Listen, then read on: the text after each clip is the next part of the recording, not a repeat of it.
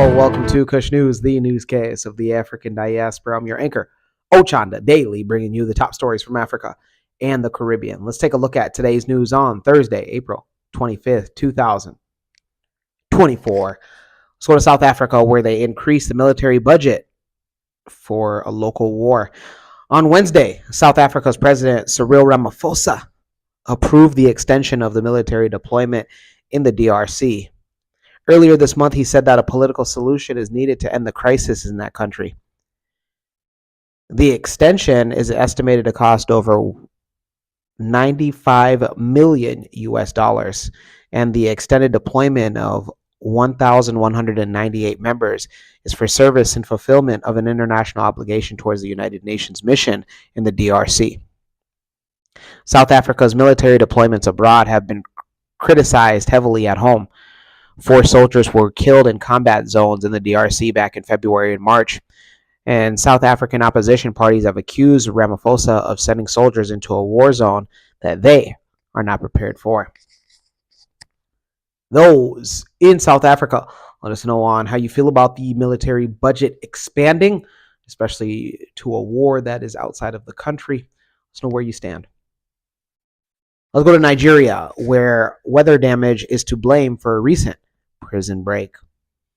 More than 100 prisoners have escaped a jail near Nigeria's capital, Abuja, after heavy rain damaged part of the facility. According to authorities, 118 inmates fled the Suleja prison, but 10 have been recaptured. A manhunt has been launched to find the others. The identity of the prisoners is unclear at this point, but there are fears that some might be dangerous.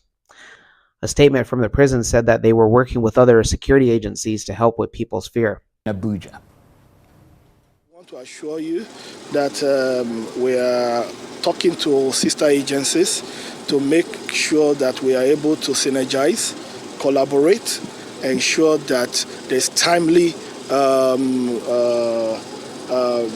return, of these escapees, and you can be rest assured we'll put everything in place to make sure that this does not happen again. 119 escaped, and 10 had been gotten, so we still have 109, at large. And let me say this was a facility that was built to house 250, and obviously because of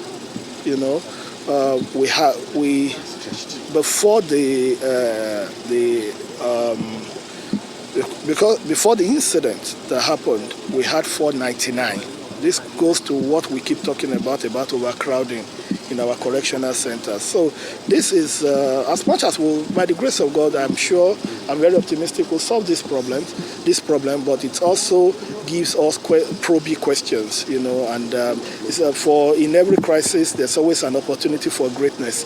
So it's for us to, as a people, as a country, to also be able to sit down and critically be able to fashion out a correctional system, that will work for us and to the benefit of all Nigerians. But as I've said, there are a lot of things that I won't be able to say on camera, even with the correctional center, with a lot of reporting lines and a lot of issues. It's pointed out that many of the prison facilities in Suleja were built during the colonial era and have not had any remodeling since. 2 years ago, more than 400 prisoners escaped following a raid on another prison in the capital. More than 5,000 inmates have escaped during prison breaks in Nigeria since 2020. Many Nigerian prisons are overcrowded and lack basic amenities. Authorities say they are working to fix the issues. Many inmates have never been convicted of any crimes. They can wait for their trial to start for years on end. One prison recently said themselves that 70% of its inmates were awaiting trial. Those in Nigeria, let us know your thoughts on the recent prison break. Do you feel that it was because of water damage from rain, or do you feel that there was alternate motives? We want to hear directly from you. Let's go to the Caribbean. And there we go to Haiti, where the prime minister has officially resigned. Haiti's Prime Minister Ariel Henry resigned on Thursday as a new council was sworn in. A recent outbreak of violence forced officials to move the ceremony from the National Palace to the Prime Minister's office.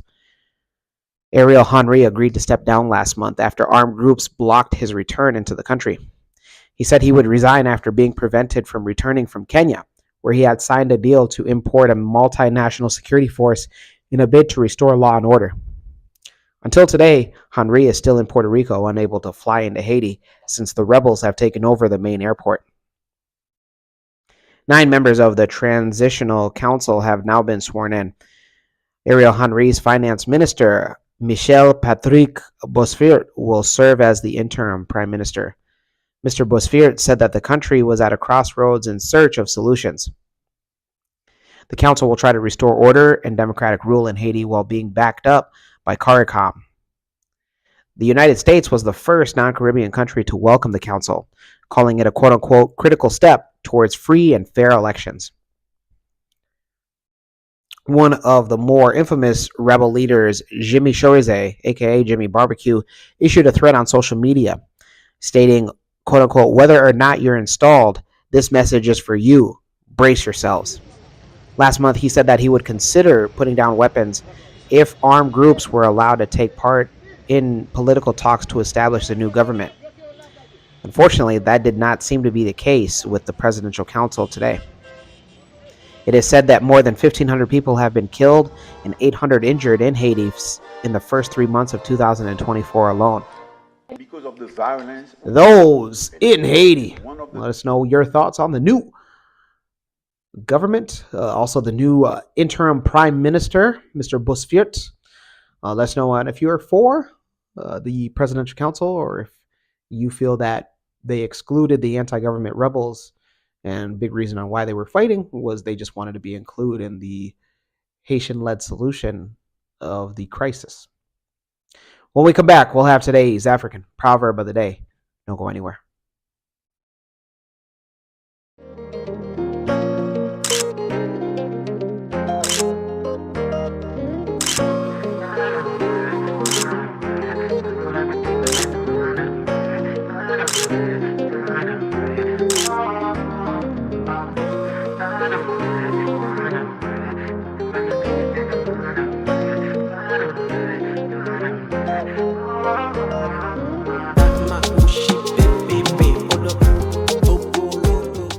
Welcome back. Let's take a look at today's African proverb of the day, and it comes to us from Angola. What's going on, Angola? And it reads, to punch with a strong fist, you need to turn over your hand.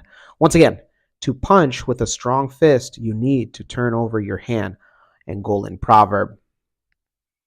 What this is talking about is preparation, but to even get to preparation, you have to be doing something. So, for instance, if you're hungry, you can choose the easy route and just go and get something from a fast food restaurant or your local gas station, just something that you could throw in your microwave. Or you could cook. But in order to cook, a lot of the times, you have to prep. And you have to prep pretty well depending on how well you want your meal. And, in order to do this, you have to actually be doing it. So, there's people that say they want to lose weight, but they just never ever want to get themselves in the gym. You got to make the first step. And usually the first step is the hardest, but after that, it's pretty easy. Let me know your interpretation of today's African proverb of the day, as well as your thoughts, views, questions, comments, and concerns on the top stories. Don't forget to hit that like button. Make it your best friend. For Kush News on Kush Convos TV, I'm Ochanda. We'll see you soon.